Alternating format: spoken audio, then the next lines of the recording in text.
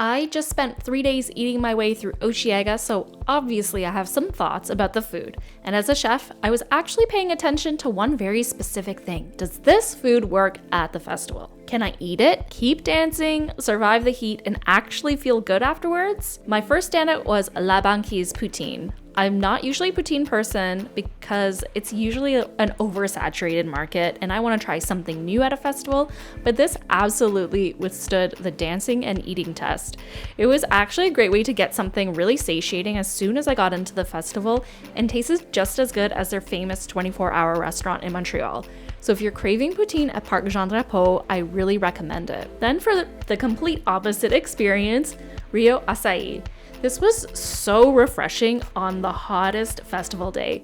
They're from Gatineau, and they have this really lovely immigrant story. They source their own acai mixture, they freeze it on site, and it has this incredibly luxurious, almost soft serve-like texture, but it's fruit. So you're getting something cold, refreshing, and actually nutritious while you're out there dancing in the heat. I love the toppings, coconut, condensed milk, and fresh fruit. My only wish was that the oats were a little bit toasted. One place I really wish I tried was Ca Lem Creamery.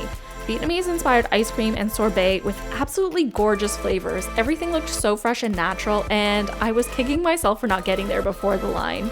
Saint Viateur bagel was not exactly a win. I was a little disappointed. Personally, I really love a toasted bagel, and by the end of the day, mine tasted a little tired. So maybe go earlier in the day if that's your thing, but it still hit the spot as I was waiting at a rainstorm. My biggest surprise came on a rainy day 3. I was absolutely desperate for food after spending the whole day eating cold meals from the hotel and generally being soggy.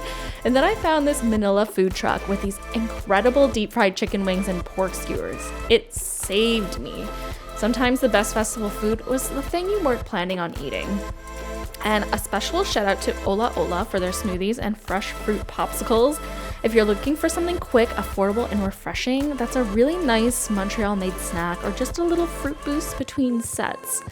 So my biggest advice for Osheaga or any other festival that's happening on Parc Jean Drapeau, don't just plan your music schedule. Look at the food lineup too as soon as it comes out. Pick a couple of must-tries, but leave room for surprise finds, because after day 3, I realized the best festival food isn't necessarily the fanciest thing or most hyped up thing.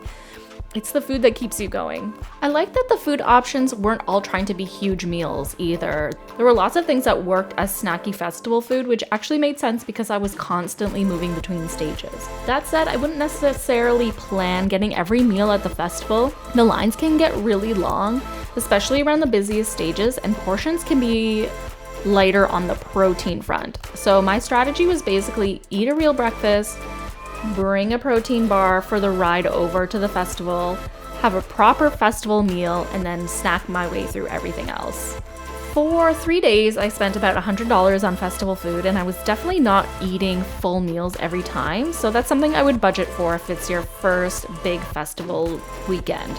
And here's a little fun festival world observation. I noticed that La Banquise, that was at Osheaga, will also be at Warped Tour this weekend. I'm not going to Warped Tour, so this isn't a Warped Tour food review, but it did make me realize how much of the festival infrastructure at Parc Jean Drapeau stays in place and gets reused from one festival to the next. Osheaga happened, then there was an electronic festival called Il Sonic. After that was Lasso Fest, and now it's Warped Tour.